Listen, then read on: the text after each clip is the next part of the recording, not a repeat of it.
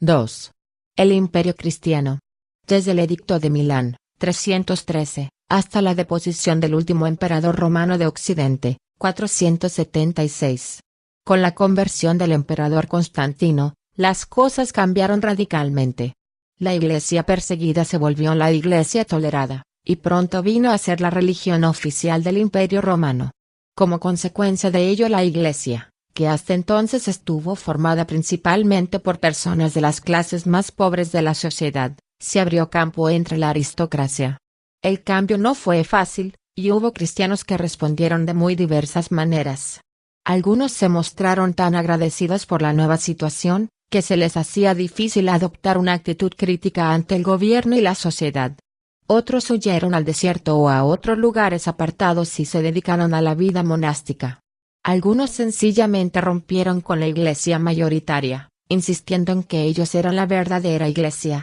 Tampoco faltó la reacción de los paganos, que deseaban volver a la vieja religión y su antigua relación con el Estado. Los más destacados líderes del cristianismo adoptaron una postura intermedia, siguieron viviendo en las ciudades y participando de la vida de la sociedad, pero con un espíritu crítico. Fue así que, librada de la constante amenaza de persecución, la Iglesia produjo algunos de sus mejores maestros, razón por la cual se puede llamar a este periodo la era de los gigantes.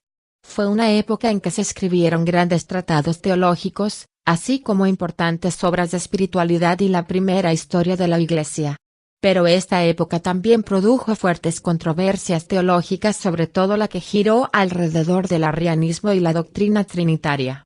Terminó este periodo con las invasiones de los bárbaros, pueblos germánicos que invadieron el Imperio Romano y se asentaron en sus territorios. En el año 410, los godos tomaron y saquearon la misma Roma. Y en el 476 el último emperador, Rómulo Augustulo, fue depuesto. 3. La Baja Edad Media. Desde la deposición de Rómulo Augustulo, 476, hasta el cisma entre Oriente y Occidente, 1054. Puesto que el Imperio Romano había quedado dividido en dos, el Imperio de Occidente, donde se hablaba latín, y el de Oriente, donde se hablaba griego, las invasiones de los bárbaros no afectaron a toda la cristiandad por igual.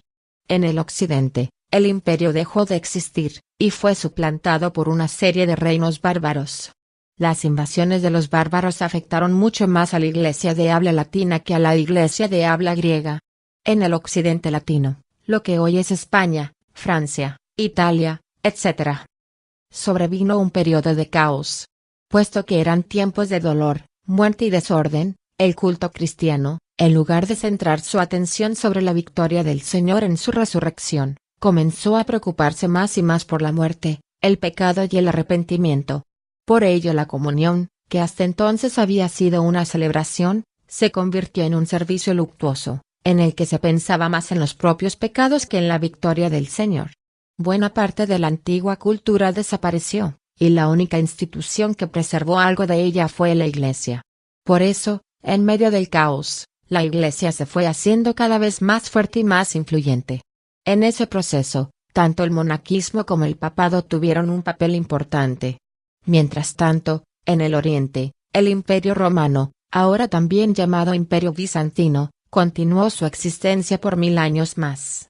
Allí, empero, el Estado era más poderoso que la Iglesia, a la que frecuentemente impuso su voluntad. También tuvieron lugar allí importantes controversias teológicas que ayudaron a clarificar la doctrina cristológica. Estas controversias dieron origen a varias iglesias disidentes o independientes que perduran hasta nuestros días, las iglesias llamadas nestorianas y monofisitas. A mediados del periodo, surgió una nueva amenaza en el avance del Islam. Este conquistó vastos territorios y ciudades que hasta entonces habían sido importantísimos en la vida de la Iglesia: Jerusalén, Antioquía, Alejandría, Cartago, etc. Al mismo tiempo que el Islam lograba su mayor expansión territorial, surgía en Europa occidental un nuevo poder político en el reino de los francos, cuyo más poderoso gobernante fue Carlomagno. En el año 800 el Papa coronó a Carlomagno como emperador, con lo cual se pretendía resucitar el viejo imperio romano. Aunque el nuevo imperio nunca fue lo mismo que el antiguo, el título, y a veces el poder, continuó existiendo por siglos. El resultado fue que el cristianismo, que hasta entonces se había movido alrededor de un eje que iba de este a oeste a lo largo del Mediterráneo, ahora comenzó a moverse alrededor de un eje que iba de norte a sur, del reino de los francos a Roma. Sin embargo, mientras en el occidente la Iglesia parecía tener más poder, lo cierto es que se le hacía difícil luchar contra el caos reinante y que en buena medida las luchas dentro de la misma Iglesia contribuían al caos. La medida de orden que se logró tomó la forma del feudalismo, en el que cada señor feudal seguía sus propias políticas, guerreando cuando le parecía y a veces hasta dedicándose al bandidaje. Era en el oriente donde se conservaba cierta medida de orden, así como de las letras y los conocimientos de la antigüedad. Constantinopla, la vieja capital del Imperio bizantino, quedaba cada vez más reducida en su influencia. Probablemente el más alto logro del cristianismo bizantino fue la conversión de Rusia, alrededor del año 950.